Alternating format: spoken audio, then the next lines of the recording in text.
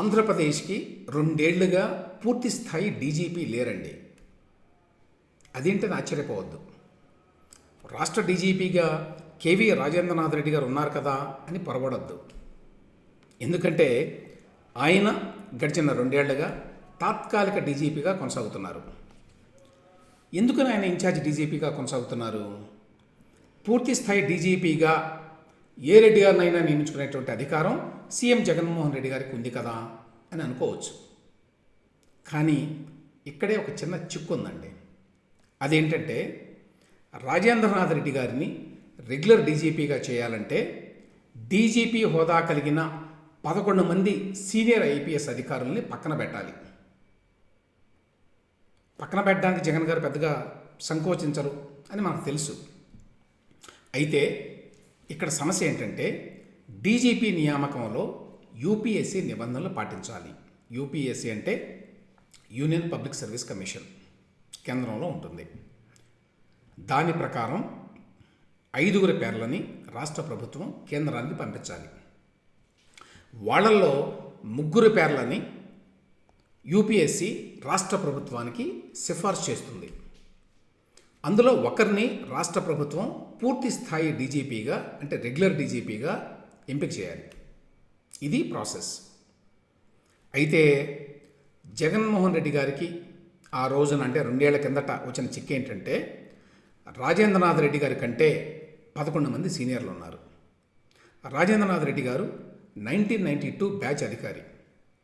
ఆయన్ని ఇన్ఛార్జి డీజీపీగా నియమించే నాటికి డీజీపీ ర్యాంకులో విఎస్కే కౌముది గారు 1986 బ్యాచ్, ఎన్వి సురేంద్రబాబు గారు, ఏఆర్ అనురాధ గారు 1987 బ్యాచ్, ఏబి వెంకటేశ్వరరావు గారు, కేఆర్ఎం కిషోర్ కుమార్ గారు, సిహెచ్ ద్వారకా తిరుమలరావు గారు 1989 బ్యాచ్, అంజనా సిన్హా గారు 1990 బ్యాచ్, మాదిరెడ్డి ప్రతాప్ గారు, మహమ్మద్ హసన్ రజా గారు 1991 బ్యాచ్, హరీష్ కుమార్ గుప్తా గారు, పిఎస్ఆర్ ఆంజనేయులు గారు 1992 బ్యాచ్. వీళ్ళందరూ రాజేంద్రనాథ్ రెడ్డి గారి కంటే సీనియర్లుగా ఉన్నారు. సో వీరంతా రాజేంద్రనాథ్ రెడ్డి గారి కంటే ముందు వరుసలో ఉంటారు సీనియారిటీలో. 1-2 అయితే పర్వాలేదు, కానీ ఈ విధంగా 11 మంది సీనియర్లని కాదని చెప్పి లిస్టు పంపటానికి వీల్లేదు. అందుచేత జగన్మోహన్ రెడ్డి గారు తెలివిగా ఒక పని చేశారు. మాకు డీజీపీ కావాలని చెప్పి యూపీఎస్సీకి మామూలుగా అయితే లెటర్ పంపించాలి 5 పేర్లతోటి. అసలు ఆ లెటరే పంపించలేదు. పంపకుండా ఏసీబీకి డైరెక్టర్ జనరల్గా ఉన్నటువంటి రాజేంద్రనాథ్ రెడ్డి గారిని ఇన్ఛార్జ్ డీజీపీగా నియమిస్తూ ఉత్తర్వులు జారీ చేశారు. అంటే ఫుల్ ఛార్జ్ ఏమో ACB director general, full additional charge ఏమో DGP director general of police. So ఈ విధంగా ఇన్ఛార్జ్ డీజీపీ నియమించి 2 ఏళ్ళు అవుతోంది. ఇంతవరకు పూర్తి స్థాయి డీజీపీ నియామకం కోసం జగన్మోహన్ రెడ్డి గారి ప్రభుత్వం కేంద్ర ప్రభుత్వానికి జాబితా పంపించాల.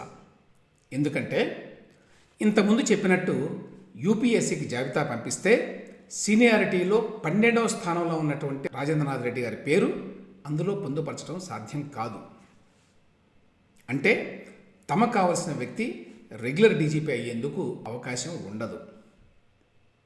అందుకే సీనియారిటీ జాబితాలో రాజేంద్రనాథ్ రెడ్డి గారి పేరు ముందు వరుసలోకి వచ్చేంత వరకు జాబితా పంపకూడదు అని చెప్పి జగన్మోహన్ రెడ్డి గారు నిర్ణయం చేసుకున్నారు.